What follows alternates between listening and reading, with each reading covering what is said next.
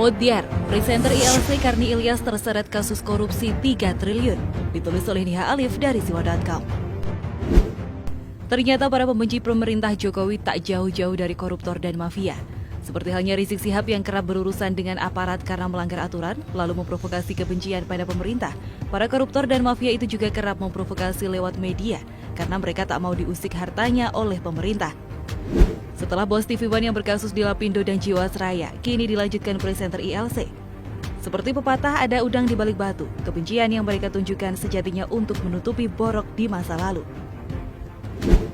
Siapa yang tak kenal presenter ILC Karni Ilyas? Pembawa acara dengan ciri khas serak-serak basah ini selalu menutup tiap sesi dengan kata-kata mutiara. Saat tampil membawakan acara, dirinya seolah terlihat sebagai penegak hukum dan keadilan. Tapi bukannya netral, acara ILC sejauh ini malah cenderung seperti oposisi. Banyak narasumber yang memang menyimpan dendam pada pemerintah mereka datangkan. Orang seperti Rocky Gerung, Ridwan Saidi, Haikal Hasan, Said Didu, dan Rizal Ramli kerap diundang meski topiknya tidak sesuai dengan kualifikasi mereka. Memang ada perwakilan pemerintah, tapi suatu acara yang baik seharusnya memberi tujuan yang mencerahkan, bukan malah provokasi seperti saat Tengku Zul diundang dan memvonis Ahok menista agama secara sepihak. Kini giliran Alam yang menampakkan borok Karni Ilyas sendiri lewat kasus lama yang menyeret namanya. Sebelumnya, seperti dilansir dari tribunnews.com, kasus pengalihan aset negara ini bermula pada tahun 97 silam.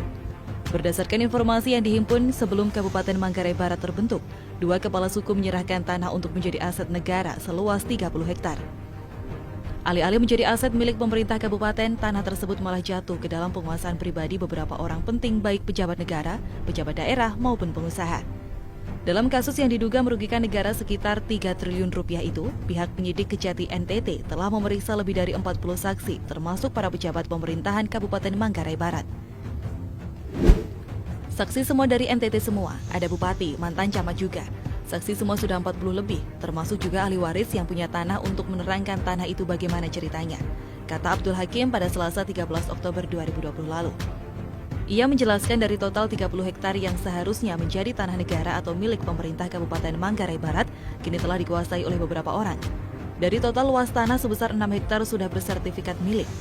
Yang sudah bersertifikat ada sekitar 6 hektar, sisanya belum bersertifikat tapi sudah dikuasai, kata Abdul Hakim. Ia juga membantah informasi yang menyebut penguasaan tanah itu oleh 20 orang. Siapa bilang 20 orang yang menguasai 30 hektar tanah, hanya beberapa orang, tegasnya. Terkait nama oknum yang menguasai tanah itu, ia enggan memberitahu. Namun ia menegaskan bahwa oknum yang menguasai tanah negara itu merupakan orang penting. Orang mana? Tidak tahulah saya. Orang Jakarta atau orang mana? Pokoknya nantilah. Pokoknya orang penting. Pengusaha, pejabat negara, pejabat daerah, macam-macam. Setelah memeriksa lebih dari 40 saksi baik di Labuan Bajo maupun di Kupang, ibu kota NTT, pihak Kejaksaan Tinggi NTT mengagendakan pemeriksaan terhadap 2 orang lagi. Kejati NTT Dr. Yulianto melalui Kasih Penkum dan Humas Abdul Hakim mengatakan pihaknya telah menjadwalkan pemeriksaan terhadap Goris Mere dan Karni Ilyas. Kita agendakan pemeriksaan mereka besok, ujar Abdul Hakim. Ia menegaskan Goris Mere yang merupakan mantan kepala BNN dan Karni Ilyas yang merupakan tokoh jurnalis sekaligus host ILC TV One itu akan diperiksa di kantor Kejati NTT pada Rabu hari ini, sesuai undangan yang telah mereka sampaikan. Kita amati ke depannya jika benar Karni Ilyas terbukti bersalah, apakah ia masih jadi sok bijak di acara ILC? Karni yang kerap menjadi pengkritik pemerintah ternyata juga doyan harta. Jadi 11-12 dengan bos medianya yang ngemplang kasus Lapindo dan Jiwasraya. Pakai takhiran mereka bersatu membuat acara yang isinya orang yang suka mencaci maki pemerintah. Masih banyak oposisi yang bisa menyampaikan pendapat secara sopan, tapi kenapa yang dipilih Rocky Gerung dengan jargon dungu? Atau juga kenapa memilih Tengku Zul yang kebanyakan cuitannya tentang PKI, anjing, babi, dan sebagainya? TV One melalui ILC hanya meminjam tangan orang untuk menjatuhkan pemerintah. Di sisi lain, orang seperti ARB pasti geram lantaran kerap ditagih di kasus Lapindo oleh Sri Mulyani. Ratusan miliar yang harus ia tanggung selama puluhan tahun tak kunjung lunas. Sudah begitu keluarganya tak tahu malu pamer kekayaan ke media sosial. Padahal kewajiban utang yang harusnya jadi tanggungan mereka malah dibebankan ke negara. Begitu juga Karni Ilyas yang dulu sempat tak terima dan mengancam melaporkan akun yang mengunggah dirinya berpesta dengan cewek seksi. Serapat apapun bangkai ditutupi, bau busuknya tak akan bisa dihindari. Karni harus paham konsekuensi dari tindakannya yang kerap menjudutkan pemerintah dan provokasi atas nama kebebasan pers. Dia mungkin akan teriak dizolimi jika ditangkap lantaran provokasi, tapi ia tak akan berdaya jika ditangkap karena kasus korupsi.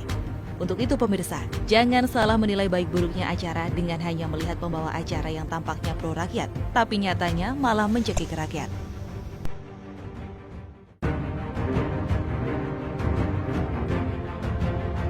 Azan diubah jadi ajakan jihad, Bibip ngeles pura-pura nggak lihat golok.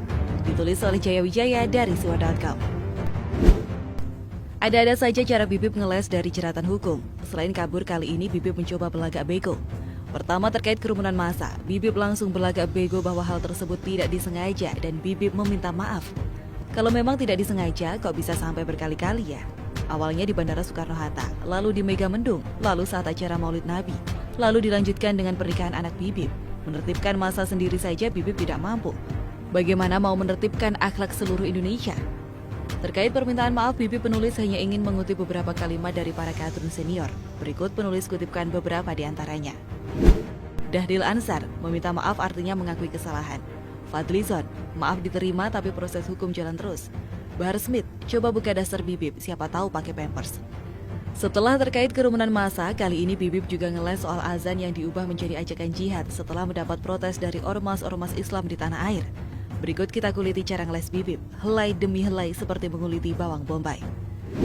Jadi kalau orang katakan jihad diidentikan dengan teroris, ISIS penggal kepala, nggak begitu. Mendengar kata jihad dikaitkan hal merusak itu nggak betul.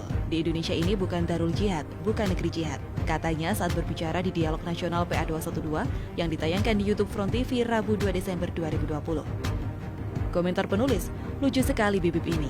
Bukannya membahas soal bagaimana hukumnya merubah azan yang identik dengan panggilan sholat diubah menjadi ajakan jihad, Bibip malah membahas persepsi tentang jihad.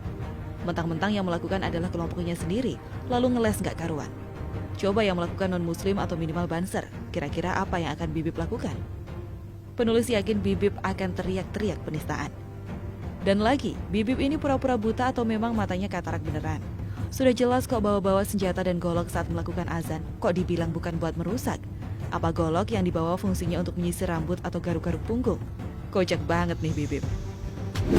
Indonesia ini bukan darul jihad, bukan negeri jihad. Ini darul dakwah, negeri dakwah. Nggak ada genosida kan? Kan itu nggak dilakukan pemerintah, selama tak ada pembantaian ulama kiai. Kita tak bicara soal perang bersenjata, itu semua fitnah.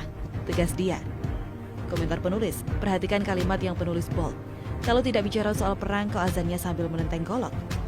Penistaan nggak nih? Penistaan seharusnya sih, kalau memang maksud dari jihad adalah dakwah seperti kata Bibip, artinya secara langsung Bibip berkata bahwa dakwah itu wajar bila sambil menenteng golok. Serem asli, jadi inget ISIS. Tapi ngomong-ngomong, kok tumben jadi lembek gini? Padahal kan kemarin-kemarin bilangnya jangan salahkan umat Islam kalau tiba-tiba ditemukan ada leher yang terpenggal. Kamu ketahuan? Lagi drama nih ye. Tak boleh lakukan pemberontakan kecuali ada ulama. Ada umat Islam dibantai, genosida, itu boleh dalam konteks bela diri. Itu dibenarkan hukum agama dan internasional, ujarnya. Komentar penulis, yakin nih Bib hanya dalam konteks ada pembantaian dan genosida saja. Perasaan kemarin-kemarin Bibip membenarkan pemenggalan di Perancis sambil bawa-bawa kriminalisasi ulama. Kasus di Perancis itu tidak ada genosida dan pembantaian, hanya ada yang mengekspresikan kritikan lewat gambar. Jadi sekarang kalau ada ulama ditangkap karena berbuat kriminal nggak akan jihad nih. Yakin Bib? Kalau yakin, ya bagus deh. Artinya kasus hukum Bibip bisa jalan terus dan Bibip nggak akan mewek play victim seandainya kembali masuk bui lagi seperti pada masa pemerintahan SBY. Kode keras buat polisi segera memproses kasus hukum Bibip yang menumpuk nih seandainya benar ucapan Bibip. Tapi kalau masih teriak kriminalisasi ulama, artinya kamu ketahuan lagi Bib. Lagi drama. Saya minta ke semua pihak mulai stop kegaduhan. Ayo rekonsiliasi, dialog. Tak ada lagi rekayasa yang meruntuhkan tatanan kehidupan berbangsa ini. Stop ketidakadilan, stop kegaduhan. Bukas Habib Rizik. Komentar penulis, terakhir penulis hanya ingin membahas kalimat yang di-bold. Sebagai langkah pertama agar adil, segera proses Bibip dan ustadz radikal lainnya. Karena selama ini hukum hanya tajam ke minoritas seperti Ahok, Meliana, Saifuddin Ibrahim. Tapi tumpul ke ustadz radikal seperti Bibip, Abdul Somad, Yahya Waloni, dan Felix Yao.